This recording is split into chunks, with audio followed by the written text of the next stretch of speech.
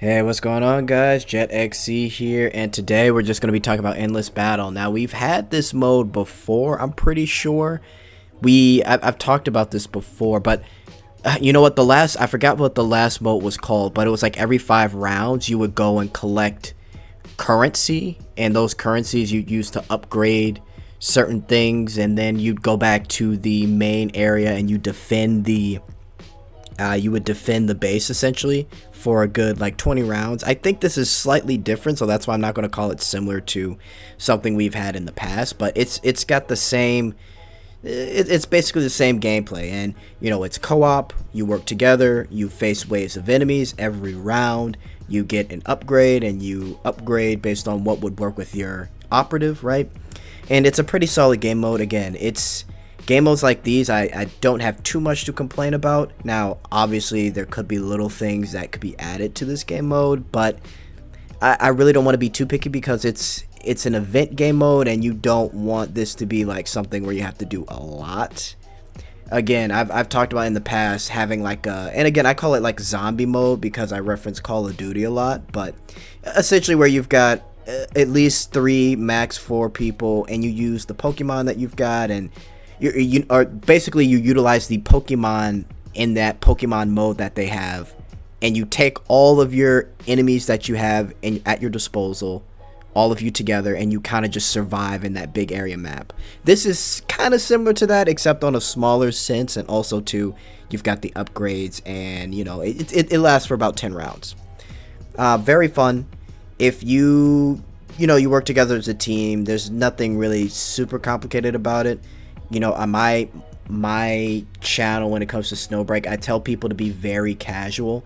You can get through all this game's content with casual items. You know, I've debated with people in comments about whether or not you should pull for 5-star weapons, and you know, I can understand that 5-star weapons do help to the point where you're doing 20% more damage, which is significant. I agree, but at the same time, you have to be prepared to not only spend money if it doesn't work out for you, but you want to make sure you have the resources, like save up weapon tickets, which are pretty hard to come by in general.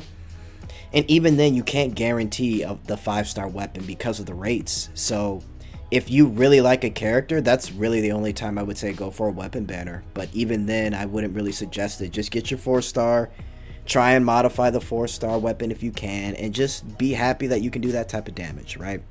Again, there's nothing really super serious in this game, I think, that's worth wailing for, except for, obviously, the costumes. So, this game's pretty fun, guys. Like I said, this is what we like most about Snowbreak. The co-op, you get to test out your skills and abilities and how much you've built up your character with another group of people, and, you know, it comes out as fun overall.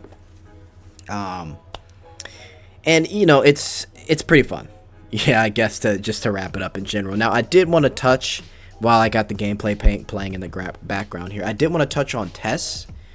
She's coming up now. Whether or not you should pull for her, I'm gonna be honest. So she's a buffer character. She has some pretty unique abilities. Her first skill, which is the little box skill where she kicks a bunch of things at the enemy, that basically goes through a bunch of random effects that, like I said, it's random, and based off of that, you could get electrical damage, you could get frost damage, whatever it may be. It's randomized, but it hits the enemy target. Honestly, Test is best for support only. I barely use her as a main DPS. I barely bring her out, barely.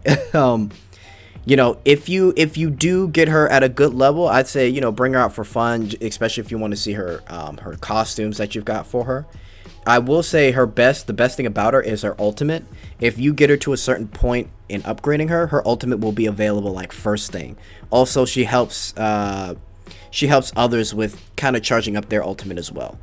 Again, Tess, I would say only get her if you really like her costume wise. If you don't have any buffers, then I would say for sure try and get a copy. But if you want to save for the next character, I don't blame you. But again, like I said, play this game for fun. Pull who you want to pull. Do I use Tess? I do. My 2 buffers that I use mainly is Finny, Tess, and Honestly, just those two, because Finny, she gives you the extra DPS speed, which I really do like a lot. And Tess, like I said, she just provides her ultimate skill, and her QTE skill basically gives you some buff effects as well. So she's pretty cool in that sense. So if you don't have a true buffer, I would say go ahead and go for her. If you've got like Etchel, well, Etchel's more like a heal, so she doesn't really necessarily... yeah, again, I'm gonna leave it up to you guys, but that's really my thoughts on Tess. I strictly got her because of her design, but I've ended up using her as a buffer character anyway, so yeah, I would say go based off of those decisions, and you know, it's up to you. And also, her rerun of her skin will be coming up soon. I'll definitely be picking that up, so look out for that. I'll probably have another video out soon for that as well. So, but yeah, guys, I'm kind of yapping here. That last part I kind of went off a script because I just want to talk about Tess, because I just remembered that she is coming out soon. But like I said, guys, enjoy the new endless battle mode. If you got any questions, let me know.